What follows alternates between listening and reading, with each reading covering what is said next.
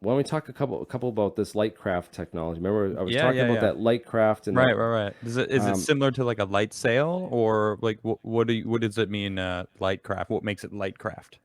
so they use like a microwave laser and they blast it at this target, and it like creates a little impulse spark, which they can float the thing on. Hmm. And this is interesting because this is also like, I don't know if have you ever heard of Project Bluebeam? No. Well, it's like there's a technology for creating displays in the air too, so that not only can they light up a little bit of air, they can also like draw in the air. So not only can they use it to like spark and propel this little craft, but they can also use it to draw pictures in the air with these 3D light displays. There's a company called Holovect that does some of this, and there's a couple other companies in Japan that do this as well. But it's basically a technology they could create like God coming down from heaven or Jesus, and there was like a whole thing on this about like this using this as a psychological operations weapon in wartime, because they could literally take a laser display and make the do it over Vietnam and have Buddha come out the clouds, and everyone have all the soldiers drop to their knees right when they launch their attack or something, you know what I mean? Yeah, yeah. Some They were like literally considering this stuff for military applications and stuff, but Hmm. Well, it's like you it's said, super I mean, anything that isn't explained, is magic, or any sort of technology that you don't right. understand is magic. So it would be magic to them. Yeah, exactly. Another thing that they can use it for is not only can they use it to propel this little like gimbal looking craft that they have. They have this little dish that they had in the experiments, and but not only can they use it for that, but they can shine it on the leading edge of like a say that your airplane's flying along, enemy aircraft, so they could just energize the make this plasma on the leading surface of the right wing, right, and all of a sudden their right wing becomes lighter and they start banking to the left.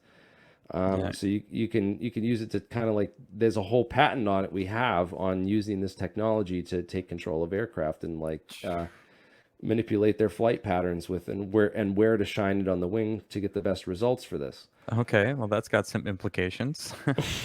So this is some crazy stuff, man, Yeah, and yeah. it's Wow. it's just using like tools. It's just you give a scientist a bunch of tools and be like, all right, well, how can we use this in creative ways for warfare? And it's getting scary now, especially with drones I don't know and that all scientists would instantly go to warfare, but I'm sure some are out there. they're glad that I went on the side of light to expose all this stuff rather than working for them, because the stuff that comes in my head, I'm like, oh no, it's bad I don't know sometimes. if we should even go there. No, we're not gonna. I'm Good, not gonna good, let good, good, good. them. Let me ask you, do you believe in aliens? Well, let me tell you, right? We're either all alone in the universe or there's life everywhere, and either one is equally as terrifying. That's Arthur Answer C. the Clarke. question, sir. It's a yes or a no. um, I don't know, man. I don't really know. You're I don't have you're any look at evidence. your I can't name. Look, say wait, where is yes. it? Look, I wait. can't say yes. I believe Look in at your name. scientists. It says alien scientists. I What? believe in scientists. So what makes it alien then? Well, alien can also mean, foreign. It could be outside the box and outside the normal. It doesn't have to Okay, mean, so that's what you're going for. we come from France, or Mexico. Okay.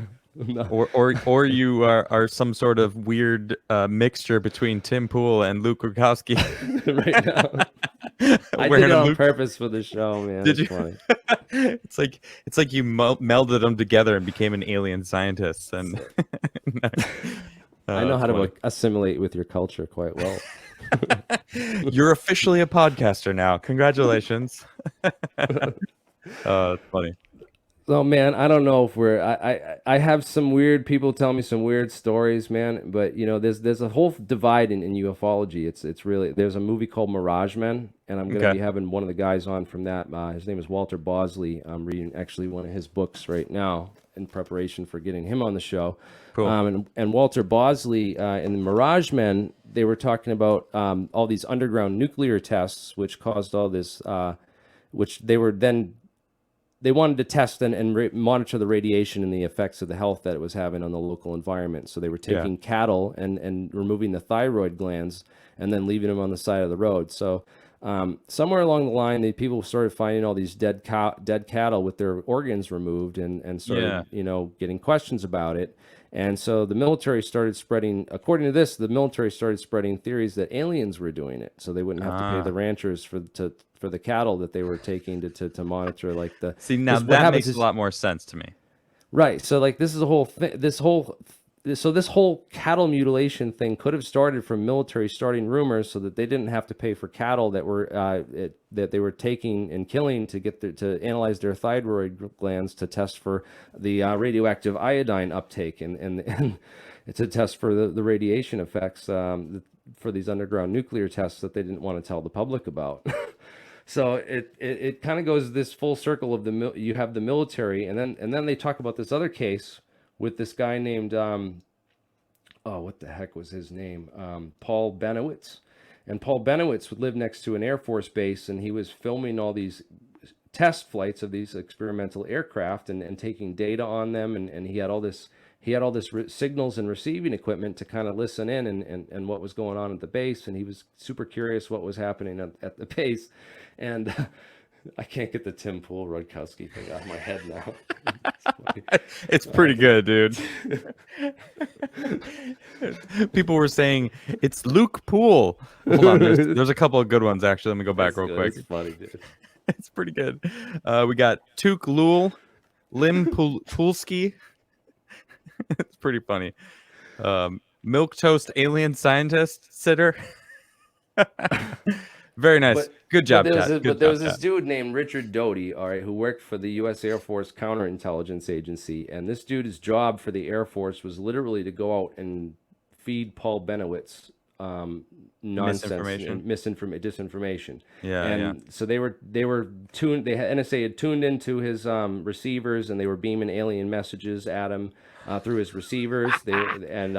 He was starting, because this guy befriended him and started talking to him. He's like, well, what if it was aliens? It might be aliens. And then they started sending him all this stuff to make him think it was aliens. And then he's like, and he went crazy and actually killed himself because he thought it was aliens. Oh, geez. And so, yeah, it's a real story. And it's in this movie, Mirage Men. You can go watch it for free on YouTube. And it's super kind of interesting, because like it shows you what lengths that the Air Force will go to just to confuse the public about what's really going on. And there's a lot of rumors that all the alien stuff and all these groups and people that push the alien stuff is actually works in favor of disinformation for the government, because it's actually government programs and operations that are being disguised now as aliens, so that people will think it's aliens, and it's a good cover.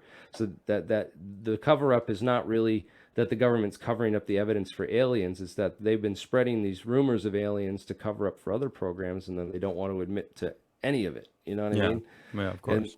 And so that's the divide we have. So we get a couple divides. There's that one is whether it's aliens, or whether the aliens are the government's cover story, or whether the government's covering for aliens, or both. What's the truth there, or whether it's both. Yeah, right. because it could be both. Why not both?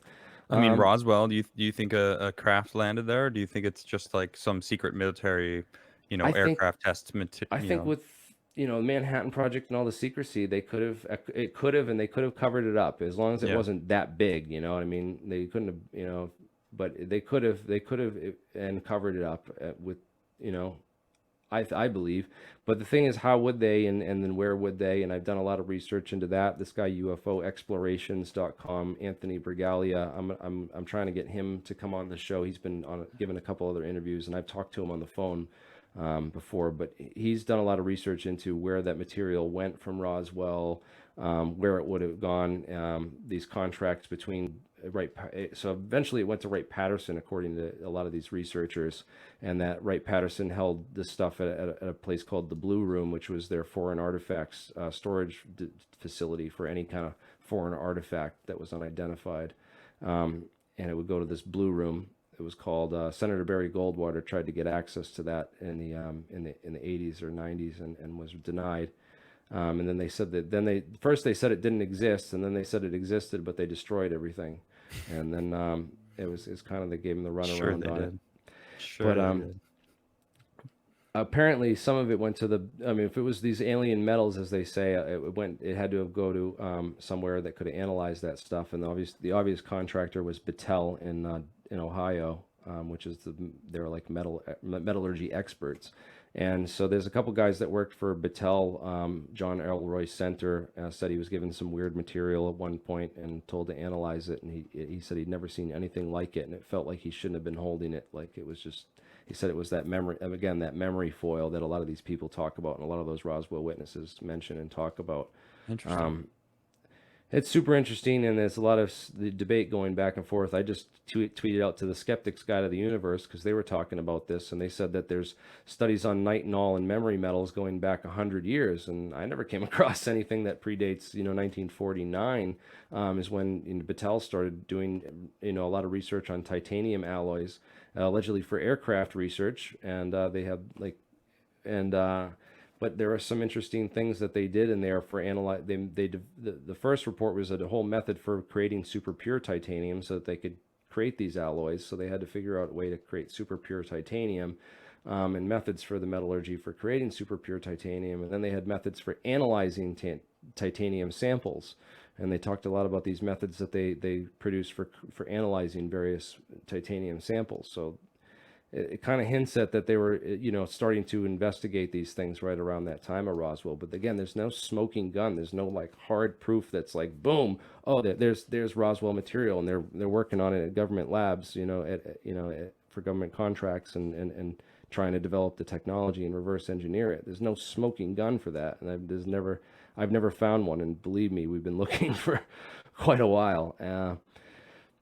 There's some interesting things, like the guy who studied, who got the Nobel Prize for quasi-crystals, Daniel Shechtman, had done his postdoc at Wright-Patterson, and there's a lot of interesting research that's done at Wright-Patterson, and that's where U.S. Air Force Institute of Technology is, and NASIC, the National Aerospace Intelligence Center, are both right there. So it's seems like the place, if there were ever a place that this was going on, that would be the place for it. Yeah. But again, it'd be hard pressed to find anyone that knows anything that would talk.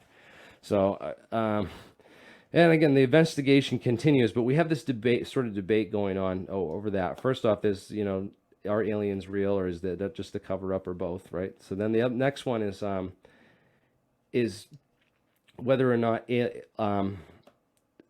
this technology was, because there's a debate going on with me and my friend Mark there, from the Falcon Space group down in New Jersey, and he seems to think like Michael Schratt and Stephen Greer and some of these other guys that the Nazis figured this out, and that Paperclip brought it to the U.S., and that they developed it in these, Operation Paperclip under NASA with these Nazi scientists, and that there's been a secret space program since the 50s that's had anti-gravity technology, and this has all been just covered up and kept under the rug. So that's like that's whole one side of it over here, right? And I'm over here like, no, the mainstream physics and everyone that I'm talking to with these PhD scientists and stuff, gravity's a really hard problem, and no one has figured it out, and Einstein did write a lot of the theory that we've had to like work around, about 100 years. Yeah, it's a 100-year-old theory, but it's not like, these guys over here say that, oh, well, we can't go to space because some guy 100 years ago said so. And that's not really what I think is going on. It's more complex than that. And so that's why we have the lab now to test out these things, to actually build these things. So we have all these declassified documents now. I've been going after the science. So if it did exist back in the 50s and has been around since then, we have all like the scientific studies. We have like a lot of patents, a lot of stuff going back that far. Why don't we build it and see if any of it works? Well, what about you mentioned Stephen Greer? Yeah. Dr. Greer. Have you seen his movie, Close Encounters of the Fifth Kind? I believe so. I believe I've seen it. Essentially, it's about another dimension, like basically communicating with aliens. Essentially, what he's alluding to in this video is that we can communicate with them if we basically find like it's through our mental power. Like we can Hmm. achieve almost like a DMT trip, but without drugs. It's like because we can, if you call to them and we can connect to them on a different dimension through our the power that's within our mind. Essentially, it's a very interesting article or video to watch.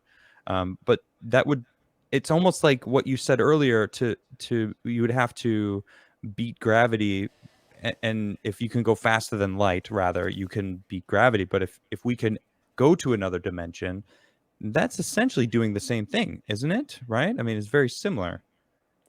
Well, first off, we should give that UFO a spin right there. Okay. Get it spun up. I can't Um, deny the alien scientists on a UFO spin. but Stephen Greer, and I heard a lot about that interdimensionality, and that means a little bit different thing to me as a physicist, Right. and my understanding of What does it dimensions mean and to you then? and dimensionality. I really think that if UFOs exist, UFOs, these things that people are seeing, I believe that they're physical. I Right. believe that, you know, they can't all be top secret programs of the U.S. because during World War II, those Foo Fighters, those balls of light, those clearly weren't ours or Right. anyone's at the time. But what if these Um, UFOs are covered in, they figured out the outer casing, like you kind of imagined before about this, that bends light. yeah, but And if how? obviously Yeah, they are more advanced. Humor me though. Like yeah, if they can travel faster than light, and that means they supersede gravity. Like you kind of alluded to, if we could go faster than light, then the gravity wouldn't affect them, those ships. That's why they can be like boop boop boop boop boop boop, yeah, whatever, because gravity, they're just like, whatever, I'm just existing in this space. It almost feels like it's the same thing, like on a different, like there's the physical version of it and then the mental version of it. And just looking at it, it's they're very similar in a sense, where one is a physical representation of the physical realm, one dimension, and then a different dimension is, the mental side of things. I don't know if I yeah. believe it, but I know I there's a could lot of see it though. unanswered questions like that in science and like this consciousness stuff and people's, you know, I'm very skeptical of a lot of that stuff, like the remote viewing stuff. I'm a skeptic on. I don't. Yeah. I think that there's maybe something else to explain it.